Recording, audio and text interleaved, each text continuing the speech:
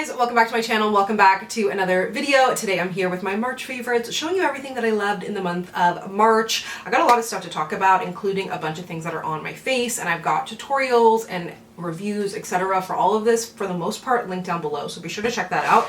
Let's go ahead and get started.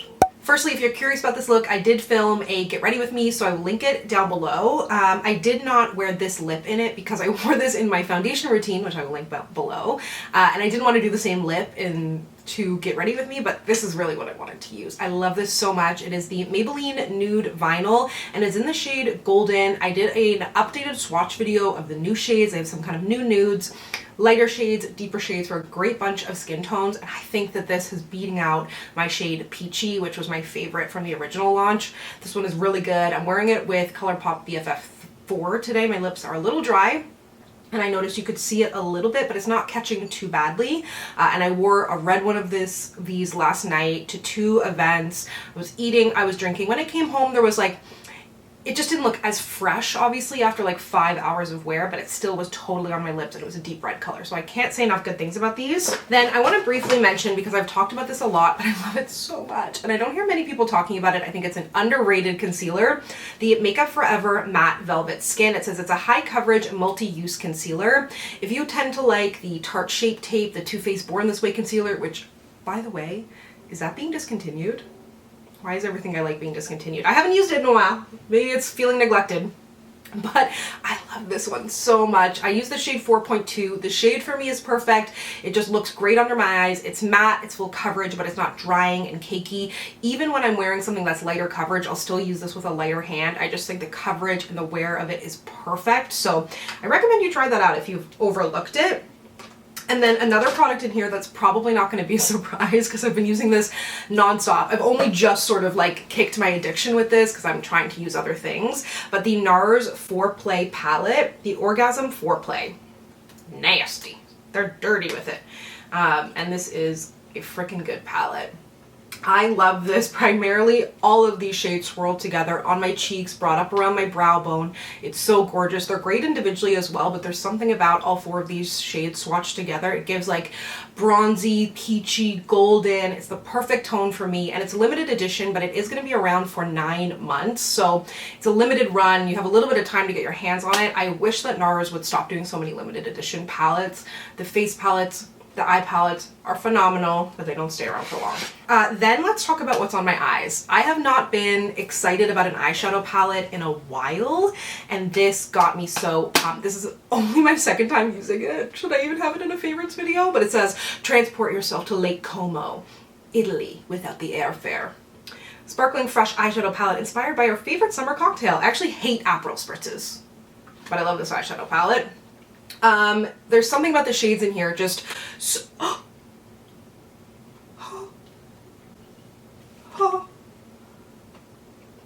that was almost bad.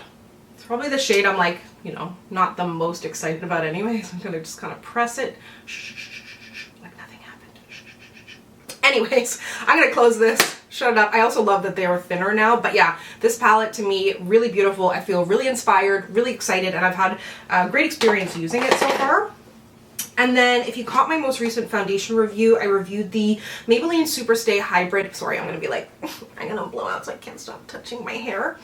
The Maybelline Superstay Hybrid Powder Foundation. I really like this. I think I like it more to set my face than I do as a powder foundation because I'm just not really in a powder foundation mood right now. I'm very much into like tinted moisturizers, glowy, natural skin.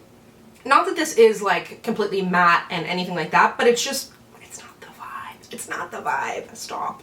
You know what I'm talking about. But yeah, I really like this. I'll link my review down below, but I love it to set my face, and I'm debating picking it up in like a lighter shade to set my under eyes to replace my L'Oreal Age Perfect powder, which I think has been discontinued. So that's a big time bummer. Also, let's talk about nails. Earlier this month, I did a campaign with Sally Hansen. They just launched these a couple of weeks ago, months ago, whatever. They reached out to me about these in like November or December. I love getting a sneak peek. My favorite part of the job. But like, I've loved and used Sally Hansen for so long, and you know how much I love press-on nails. So when they came to me about this campaign, I was like, first of all, so honored, so excited. And I was like, makes complete sense that Sally Hansen would come out with press-ons. So these are the Sally Hansen Salon Effects Perfect Manicure Oval Nails, or well, sorry, nails. I have it in the oval. They also have square, coffin, and square coffin. Anyways, I have a fourth one. But the ovals are the only ones that fit me. I have huge nail beds that are not good for fake nails, but I really like these. I had a great experience with them. I'll link my little video down below if you want to go and show it a little love.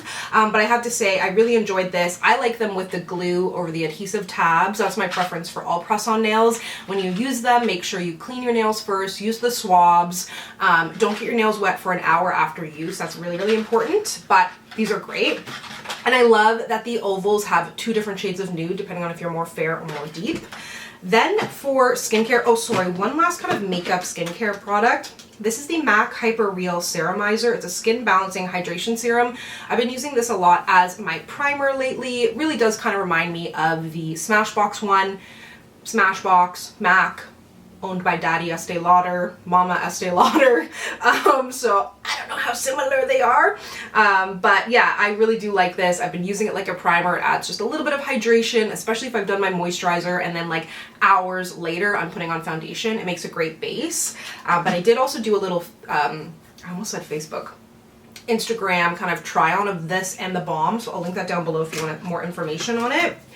Then my skin has been breaking out really, really bad lately, so I've been trying to firstly use less acids. I haven't been using any actually, with the exception of this one. So this is the Cerave Acne Control Gel. It's the 2% salicylic acid treatment. It says it's free of drying alcohol. It has the ceramides in there, which I love, and then you're getting glycolic and lactic acid.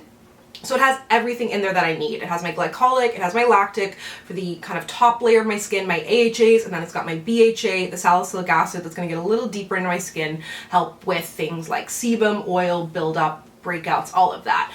So I have to say, I've really been liking this. It has a gel texture. You can use it on its own under a moisturizer. You can use it like a serum. It has sort of a matte-ish finish to the skin if you have oilier skin. I like putting a moisturizer over it because it doesn't feel as hydrating as I would like it to, but it does have hydrating ingredients in there. So great if you have acne prone skin and you're looking for something to be able to use daily that's not going to be too harsh on your skin, because I really trust Cerave. And then another brand that I really love and trust, and a product that I really enjoy, is the Vichy Mineral 89 Daily Booster. This has, I think, only 11 ingredients in it. I can't remember. I went to a press event for this 5 years ago when it launched, but I've gone through bottles of this. It's another serum that I find really, really easy to recommend because it's very simple, it's hydrating. I love using it on damp skin. Sometimes I'll mix it in with a moisturizer that's really, really thick to loosen it up a little bit. I might use it in the middle of the day to sort of refresh my skin. I can use it with actives. It's so hydrating, really great, really simple, love it. Can't say enough good things about it. And then Fenty launched the Melt Off Jelly Oil. Anything that has jelly in it, consider me sold. The Fenty Melt Off Jelly Oil Makeup Melting Cleanser. First of all, this little thing, if you press it when it's still closed, the product will come out.